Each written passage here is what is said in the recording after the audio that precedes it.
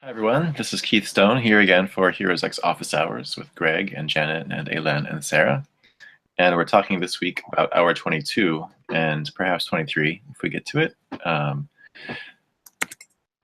question for 22 is, do you think that Plato's Socrates, as he is staged in the Apology, believes that there is an afterlife? He certainly talks about it quite a bit. Well, that's a tough one because he gives an option. He gives an option. He says, well, one scenario would be that there's an eternal sleep. And he says he can cope with that. But then in other moments, especially unguarded moments, when he talks about um, the pleasure he would get, the delight he would get out of talking with heroes, well, you ask yourself, if that option is open, then where is he talking with heroes? And it isn't necessarily even in Hades, but in something that is beyond, in a place that's beyond Hades, since I shouldn't say since, I should say if I'm right, that Hades is a transitional place, not a place where you quote unquote end up as we think when we speak of heaven and hell. When we say heaven and hell, we're being eschatological, not scatological with a C, but eschatological with a CH. That is to say, we're interested in the finality of our status after death, and that finality in especially Christian terms would be heaven or hell. And then there's the kind of fudging in between, which is purgatory. But I don't think any of those three words are helpful for us when we think of Hades. Even purgatory, I think, is not a helpful thing to think with. It's more like finding your way or not finding your way in Hades. By finding your way, you end up in a paradise-like situation, but each Greek community has its own visions of quote unquote paradise. So that's why it's hard to talk about. It's easy to talk about dying and how you die. It's hard to talk about anything that happens after dying. I was thinking about characters that seem to end up in Hades, like And Sisyphus or something, yes. but he's not human, right? No, Sisyphus, is he a... Well, No, he is. I was thinking of yeah, Prometheus. He's not he's human. human, and it's true that there are these scenarios for punishment. But even the punishment doesn't seem so much a personal punishment, but rather an image of somebody being punished, an image that keeps getting replayed over and over and over again. And in fact, the predicament of Sisyphus, where he has to do things over and over and over again. Uh, it's so cyclical and so not linear, the way a hellish existence might be imagined, where it's just one continuous line of suffering, beginning here and ending nowhere. I don't know.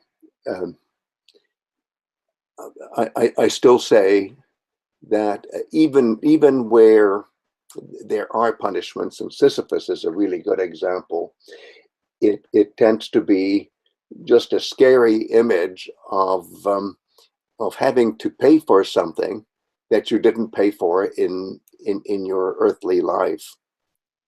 Mm-hmm. But the forever isn't really there. It's just that you're stuck. I don't know. It's um, to put it another way.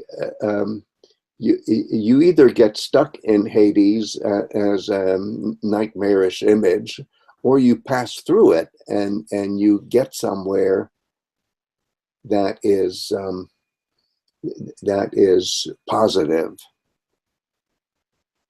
Um, I admit that when we read Plato, especially Plato's Republic, and we look at the myth of Er, with the long mark over the E, things may seem to look permanent there, but even there, I could argue there are many alternative scenarios built in.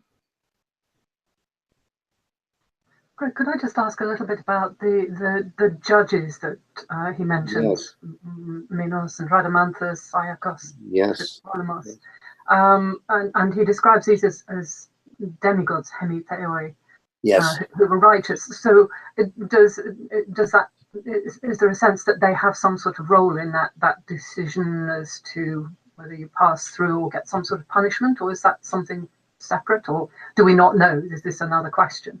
Yes, but even there, I would say that let's take Iacchos, who is the ancestor of Achilles and Ajax, and the reason he's a judge in an afterlife is that he's already so just in his heroic life, in his earthly life. That is to say,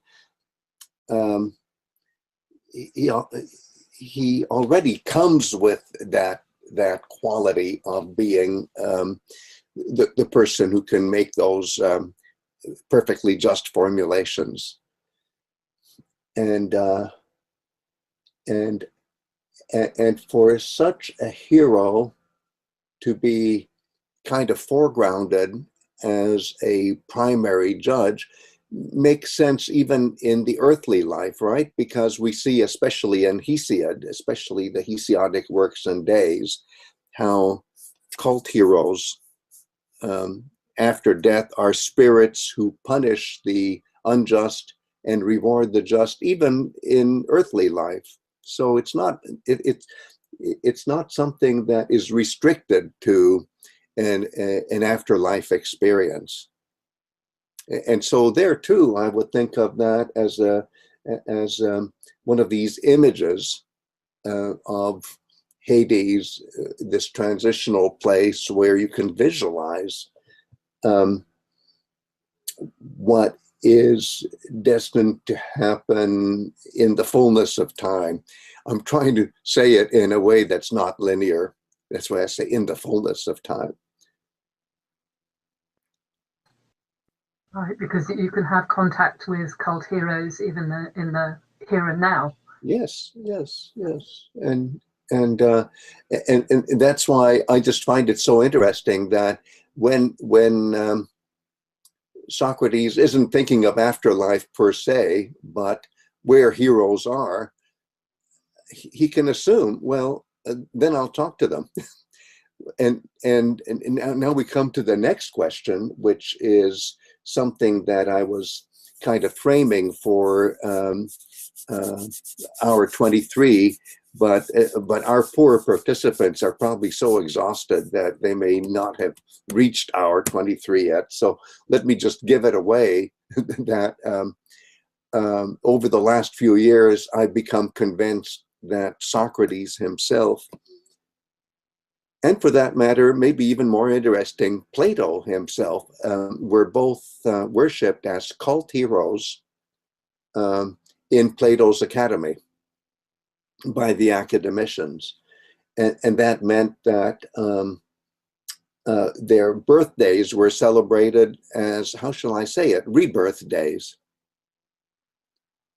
And to make it even more interesting, at least according to Platonic traditions, Socrates' day of death is the same as his day of birth. So that makes it very nice that his death day is his birthday.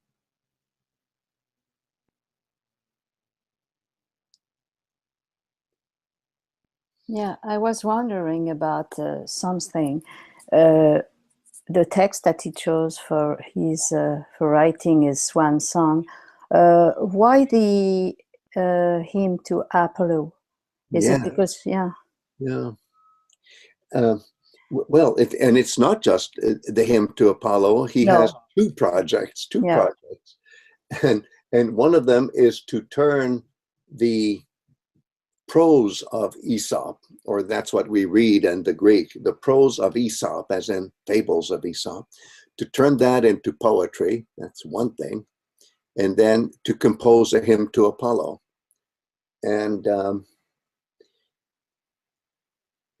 that juxtaposition of Aesop and Apollo may be giving us a hint, in the sense that Apollo is the god of Musicae, and by Musicae, let's think of the art of the muses.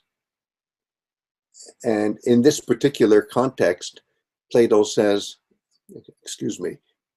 Socrates says, well, ordinarily, we in philosophy can regard even philosophy as Musicae, but for the moment, let's think of it only as poetry. Oh, okay. And so then the highest form of poetry would be a Homeric hymn to Apollo. It would be like a Homeric signature. And then the lowest form of poetry, just in terms of how there can be not high-minded, but low-minded things that are the topic of this kind of poetry, that would be Aesop. And there's a special little trick about converting prose into poetry, because actually, I've worked a lot on this. It's much more complicated. Aesopic traditions used to be poetic as well as prosaic. So to convert something back into poetry maybe is simply to accentuate the symmetry or asymmetry between low poetry, Aesop, high poetry, Homer. And Socrates can do both. He can run the gamut. And in any case, he's now condescending to practicing the art of the muses in terms of songmaking, in terms of poetry, rather than in terms of philosophy. So he's being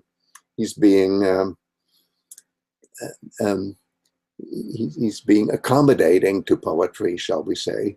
And that's interesting in any kind of Platonic discourse, isn't it? Because the philosophical project of Plato is meant as a rival of and displacement for poetry.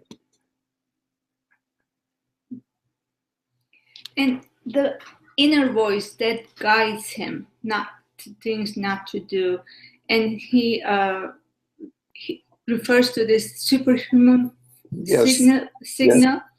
So does he relate to this to a god, a specific god, or he keeps it little, you decide which god you can assign this force? Well, I'm sure that the state of Athens, when they brought Socrates to trial, I'm sure that the state thought of the daimones as gods, but threatening gods, gods that are not sanctioned by the state. In other words, gods whose, let's call it eidos, whose shape, whose look and feel does not correspond to the 12 Olympian gods, for example.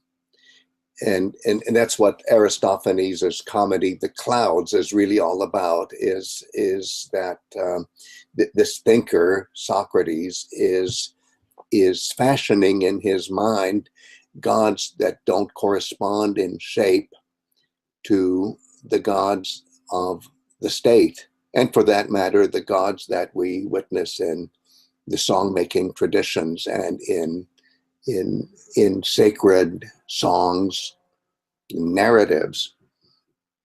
So that's what the state thinks, that the daimonion is some kind of subversive imagination of a god that doesn't correspond to ancestral values of the Athenian state. Okay, fine. But when it comes to Socrates and how he uses it, well, it's almost like a parody of what the state is accusing him of. It's almost as if the state were saying something like, well, you're doing that daimon thing. I'm deliberately saying it the way I think George Bush the father talked about the vision thing. And the thing is distancing yourself from it, right? But what does Socrates do? He doesn't distance himself from it. He embraces it. In fact, he internalizes it. It's now a force, a superhuman force that is inside him. And you're not likely to say that about a god except in a very, very sacred situation, as when the worshiper of Dionysus says, I am entheos, I have the god within myself. And that's where we get the word enthusiasm, entheos, enthusiasmos. So the god is now inside him. Well, is that then a god, or is it one of these situations where somebody is possessed by a god? And you know how when we were in hour 21, we talked about divine possession by Dionysus, and how the word Bacchus can either refer to the god, and in English we say Bacchus with a capital B, using the Latin transliteration of the Greek word. But in the original Greek, if you say Bacchus and you apply it to a worshiper of Dionysus, and we moderns would write that with a lowercase b, Bacchus, then in the masculine, we don't say it's Bacchus, we say a bacchant, but it's the same word. And the implication is that when you're possessed by the god, you are the god in some kind of exteriorized way because of the interiorization of the god. So what I'm groping for here is that by talking the way Socrates does, he's making fun of the way the state leveled its charges against him, but he's also internalizing the concept and making it something mystical, and at the same time something that can be made fun of, even though it's a force that drives him, saying, that's funny. The daimon has always been negative up to now, the little daimon. It's just told me when I'm doing something that's unjust. And so, hey, I'm not doing anything unjust, am I? So it's quite a game, isn't it? But then if you follow the work of Stephen White, who is the professor at University of Texas at Austin, who was the first really to say, look, Socrates had a hero cult. And then if you follow what I try to build on that argument of Stephen White, that yes, he had a hero cult, and so did Plato, and that this is a driving intellectual force that animates the mission, so to speak, of the academic mission of Plato's Academy. Well, in that case, what Socrates is saying, it would be integral to the very idea of Socrates as a cult hero, Plato as a cult hero, the logos and the way it is transmitted by Plato's Academy as being something that comes out of the sacred space of a cult hero. We've talked a lot about athletics in association with cult heroes. You know, one thing cult heroes need is a funeral, and athletics are kind of a reenactment of the funeral games, you could say. Yes. And I wonder what those games would be for Plato and Socrates, if we could speculate. Well, yes, I'd love to speculate, and I never thought of this quite this way until this moment, dear Keith, when you asked the question. But doesn't Socrates himself, in the Phaedo, make a perfect athletics metaphor when he says, why is it that when a runner is running a race, why is it that people shout at the runner, run, run, run? The runner's thinking to himself, I'm running already. That's the contest. And similarly, Socrates says, what on earth does the lady say to me in my dream when the lady appears, this mysterious lady, and says, do musike? I'm already doing musike. Of course, here he's thinking of musike, the art of the muses, as philosophy, which is for him, in Plato's imagination, the highest form of musike. But going back to what we were talking about earlier, that's when he says, okay, maybe what I'm supposed to do is do song making. All right, let's try a Homeric hymn to Apollo. Let's try versified Aesop's fables. So don't you think, dear Keith, that maybe there you see the metaphor of the athlete? It's just like run, run, run, Socrates. Practice musike, Socrates. Well, I'm doing it. Maybe these, maybe this conversation that is never supposed to die is an extension of that. Yes. You yes. know, notionally, it's well, not seasonally recurring, perhaps, but it's definitely a recurring, I love advancing conversation. Mm-hmm. So his sema would be his logos. If you want to get in touch with him, you continue logos, and that's why he will be always alive. Yes, yes, and isn't it nice that this logos that is recurrent is something that's inside him, because the daimonion is presumably what is generating this logos.